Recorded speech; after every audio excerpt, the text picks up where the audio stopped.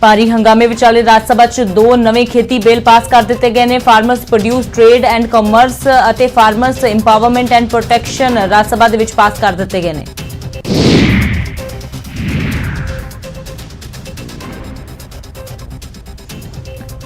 खेती बिलों ते चर्चा दौरान राज्यसभा च भारी हंगामा देखने को मिला। नौबत हथोपाई तक पहुंच गई। तृणमूल कांग्रेस के संसद मैंबर डेरेक ओबरेन डिप्टी स्पीकर की कुर्सी तक पहुंच गए। उन्होंने सामने रूल बुक लहराई और माइक भी खिंचा। केंद्रीय खेतीबाड़ी मंत्री नरेंद्र तोमर ने राज्यसभा च खेती बिलों को पेश करदे फिर दावा किया कि यह बिल किसानों के हक विच ने। इन्हां दे नाल किसानों को अपनी फसल देश च किते भी वेचण का अधिकार मिलेगा। उन्होंने दावा किया कि एमएसपी किसी हाल च खत्म नहीं होगी। राज्यसभा च खेती ऑर्डीनेंस बिल ते चर्चा दौरान कांग्रेस एमपी प्रताप सिंह बाजवा ने कहा कि किसानों के विरोध के बावजूद केंद्र सरकार जबरन उन्हां ते कानून थोपण की कोशिश कर रही है। अकाली दल भी नवे खेती बिलों के विरोध में उतर आया। राज्यसभा च अकाली एमपी नरेश गुजराल ने भी बिल नूं सिलेक्ट कमेटी कोल भेजण की मांग की। श्रोमणी अकाली दल तो वख होकर नवी पार्टी बनाने वाले एमपी सुखदेव सिंह ढींडसा वालों भी राज्यसभा च नवे खेती बिलों का विरोध किया गया। उन्होंने सुझाव दिता कि जेकर सरकार यह बिल लियाना चाहती है तो इन्हां चों पंजाब और हरियाणा नूं बाहर कर दिता जाए, क्योंकि दोवां सूबियां दे किसान इन्हां बिलों के सख्त खिलाफ ने। खेती बिलों का आप सांसद संजय सिंह वालों भी विरोध किया गया। संजय सिंह ने कहा केंद्र के नवे बिलों खिलाफ देश भर च किसान सड़कों ते ने। उन्होंने मांग की कि सरकार इन्हां बिलों नूं वापस लवे। खेती बिलों के विरोध में यूथ कांग्रेस वालों ट्रैक्टर मार्च कढ़िया गया, जिससे अंबाला बॉर्डर पहुंचने से जबरदस्त हंगामा देखने को मिला। यूथ कांग्रेस के वर्करां ते पुलिस विचाले धक्का-मुक्की भी हुई। अंबाला बॉर्डर से यूथ कांग्रेस के वर्करां वालों बैरीकेड तोड़े गए। प्रदर्शनकारियों को रोकने लई पुलिस वालों पानी दी बौछारां कीतियां गईयां। हरियाणा पुलिस वालों रोके जाने ते रोस वजों यूथ कांग्रेस के वर्करां ने ट्रैक्टर नूं अग लगा दी। दस दईए कि खेती बिलों खिलाफ यूथ कांग्रेस वालों दिल्ली जाने की तैयारी है, पर अंबाला बॉर्डर से ही उन्होंने रोक लिया गया। नवे खेती बिलों के खिलाफ पंजाब भर च किसानों वालों प्रदर्शन किया जा रहा है। लुधियाना च किसानों ने नवे बिलों दी कापियां साड़ के अपना विरोध जताया। फरीदकोट च किसानों वालों केंद्र खिलाफ अर्थी फूक मुजाहरे किए गए। किसानों का कहना है कि यह बिल किसानों की आत्मा ते वार है। किसानों को कॉरपोरेट घराणियां दे हथ वेचण की साजिश है। फिरोजपुर च भी वख-वख किसान जथेबंदियां की अगवाई दे विच किसानों ने प्रदर्शन किया ते नवे बिलों नूं वापस लैण की मंग करदिआं अर्थी फूक मुजाहरा किया। मोगा दे विच भी किसानों ने नवे खेती बिलों खिलाफ नारेबाजी की ते नवे बिलों नूं किसान विरोधी दसदिआं इन्हां नूं वापस लैण की मंग की। तलवंडी साबो च भारतीय किसान यूनियन के बैनर हेठ किसानों ने नवे खेती बिलों का विरोध किया। कालियां झंडियां लहरा के केंद्र सरकार की अर्थी फूकी गई। किसानों ने इल्जाम लगाया कि केंद्र सरकार साडे हकों ते डाका मार रही है। गुरदासपुर च किसान जथेबंदियां वालों खेती बिलों खिलाफ चक्का जाम किया गया। माझा किसान संघर्ष कमेटी के बैनर हेठ सैकड़े किसान इकट्ठे हुए तो केंद्र सरकार खिलाफ जम के नारेबाजी हुई। बठिंडा च भारतीय किसान यूनियन मानसा वालों जिला पद्धरी मीटिंग की गई। इस दौरान खेती बिलों खिलाफ संघर्ष तेज करने को लेकर मंथन किया गया। किसानों वालों 25 सितंबर को पंजाब बंद का ऐलान किया गया, जिसनूं लेकर रूपरेखा तैयार की गई। मोगा च किसानों ने गीत गा के खेती बिलों का विरोध किया। प्रदर्शन कर रहे किसानों ने कहा कि नवे खेती बिलों के पास होने नाल उन्हां दे जीउण दी आस खत्म हो गई है। पठानकोट च आम आदमी पार्टी वालों भी खेती बिलों के विरोध में प्रदर्शन किया गया। पार्टी के वर्करां ने किसानों के नाल मिलकर खेती बिलों दी कापियां साड़ियां ते केंद्र नूं बिल वापस लैण की मंग की।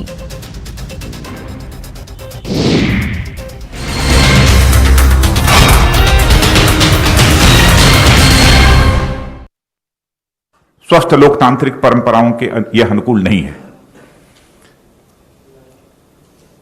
और यह दोनों विधेयक मैं कह सकता हूं किसान और कृषि जगत दोनों के लिए यह ऐतिहासिक है। इसे लागू करने से स्वाभाविक रूप से किसानों की आमदनी बढ़ेगी, लेकिन किसानों के बीच गलतफहमी पैदा की जा रही है। एमएसपी समाप्त कर दी जाएगी, एपीएमसी समाप्त कर दी जाएगी। हकीकत यह है कि यह दोनों बिल प्रभावी होने के बाद हमारा किसान अपना माल भारत में जहां भी बेचना चाहता है पूरी आजादी के साथ बेच सकता है, जहां पर भी उसको अच्छी कीमत मिले। न तो ये पीएमसी समाप्त हो रही है और न तो एमएसपी समाप्त हो रही है। इसके पहले भी हमारी सरकार ने बराबर एमएसपी बढ़ाया है और जो यह वादा किया था कि हम किसानों की आमदनी को जस्ट डबल करेंगे, तो उस लक्ष्य को काफी हद तक हमने हासिल करने में भी कामयाबी हासिल की है, लेकिन हम इसे और आगे ले जाना चाहते हैं। लेकिन जैसा मैंने कहा कि डिप्टी चेयरमैन राज्यसभा के उनके साथ जो दुर्व्यवहार हुआ है, प्रत्यक्ष सारे देश ने अपनी आंखों से उसे देखा है। हरवंश जी पत्रकारिता क्षेत्र में लंबे समय तक उन्होंने काम किया है और लोग अच्छी तरह परिचित हैं। मूल्यों में विश्वास रखने वाले, वैल्यूज के प्रति कमिटमेंट, एक ऐसे व्यक्तित्व के रूप में उनकी छवि रही है। लेकिन सीधे उनके आसन पर तक चले जाना, और आसन तक जाना ही नहीं बल्कि आसन पर जाकर खड़े हो जाना, वहां पर जाकर रूल्स बुक को फाड़ डालना, और इतना ही नहीं, वहां पर पहुंचकर रूल्स बुक को फाड़ना और अन्य भी जो कागजात रखे हुए थे उसे भी फाड़ देना और आसन के ऊपर चढ़ जाना। जहां तक मैं जानता हूं, मैं कह सकता हूं कि संसदीय इतिहास में कभी ऐसी घटना न तो लोकसभा में हुई है न राज्यसभा में हुई, और राज्यसभा में होना तो यह और बड़ी बात है। राज्यसभा को हम हाउस ऑफ एल्डर्स कहते हैं। संसदीय परंपराओं में विश्वास रखने वाला कोई भी व्यक्ति निश्चित रूप से इस प्रकार की घटना से आहत होगा। आज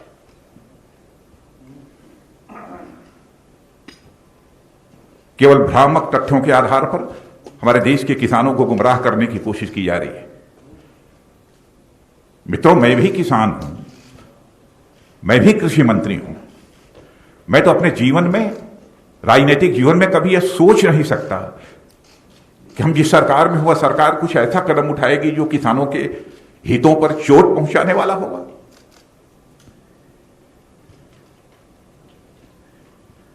जो कुछ भी हुआ है वह संसदीय गरिमा के अनुरूप नहीं हुआ है।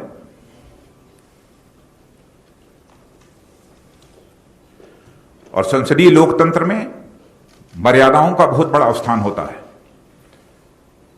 जब संसदीय मर्यादाएं टूटती हैं तो लोकतंत्र की परंपराएं भी शर्मसार होती हैं और तार-तार होती हैं।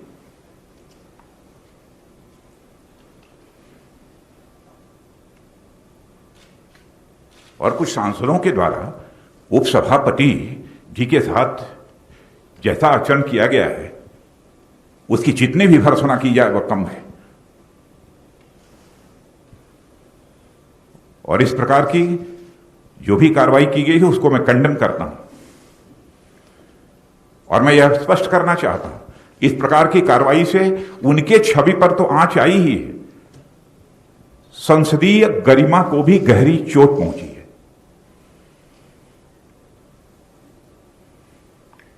मित्रों, इस अवसर पर मुझे इतना ही कहना था।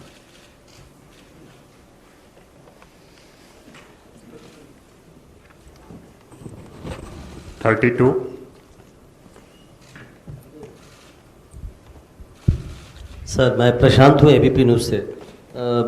विपक्षी पार्टियों ने उपसभापति के खिलाफ एक नो कॉन्फिडेंस का नोटिस दिया है सर, उस पर क्या कहेंगे आप? और उसका प्रोसीजर क्या है सर? प्रहलाद जोशी सर हैं यहाँ पर, उसका प्रोसीजर क्या होगा सर? नोटिस दिया है, उसके बाद कैसे टेकअप होगा ये? अभी सर अब चेयरमैन देखेंगे। नोटिस गई है, चेयरमैन को जो इस संबंध में फैसला करना होगा करेंगे। हम राजनीतिक स्तर पर उस संबंध में कुछ नहीं कहना चाहेंगे। यह प्रेरोगेटिव पूरी तरह से चेयरमैन का है। 50 सर, आनंद हूँ इंडिया टीवी से। विपक्ष बार बार ये कह रहा है कि वो उनकी आवाज़ को राज्यसभा में दबाया गया है। बार बार वो मत विभाजन मांग रहे थे, लेकिन जो चेयर पे बैठे थे उपसभापति, उन्होंने मत विभाजन नहीं किया।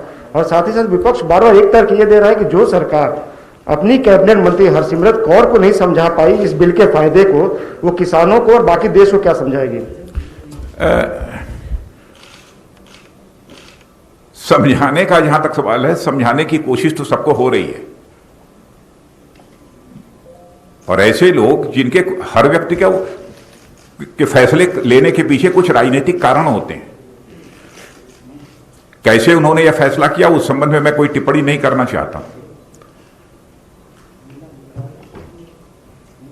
लेकिन इस प्रकार का आचरण हेल्दी डेमोक्रेसी में यह तो सभी स्वीकार करेंगे ना कि अपेक्षित नहीं है।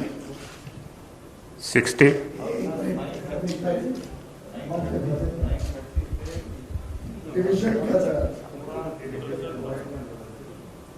अब ये संसदीय कार्य मंत्री बतला रहे हैं कि 9:30 बजे से 1:30 बजे तक पूरा डिस्कशन चला है।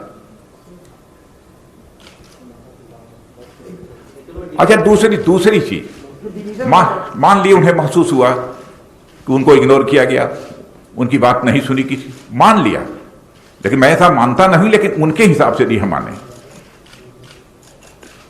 तो क्या इस हेल्दी पार्लियामेंट्री डेमोक्रेसी में उस व्यक्ति को वायलेंट होना चाहिए, चेयर पर अटैक करना चाहिए,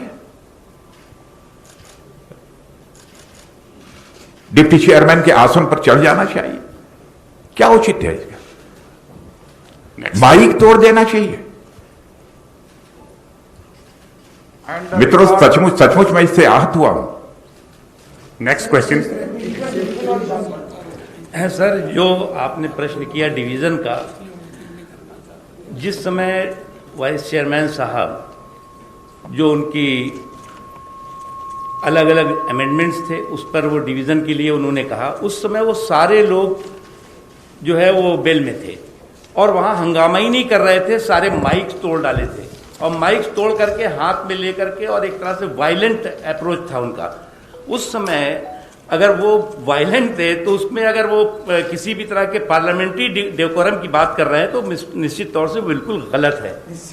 और बार बार जो है वो वाइस चेयरमैन साहब ने कहा कि आप अगर डिवीज़न चाहते हैं तो आपको अपनी सीट पर जाना ही चाहिए, लेकिन कोई नहीं गया, बल्कि जैसा कि आदरणीय राजनाथ जी ने कहा कि वो तो जो हमारे जो राज्यसभा के स्टाफ के लोग थे उनकी मेज पर थे, एक दूसरे की कंधों पर जो है वो नारेबाजी कर रहे थे। Second last question 60। Rajnath ji, मेरा सवाल, मैं मनीष कुमार हूँ, न्यूज़ 24 न्यूज़ चैनल से।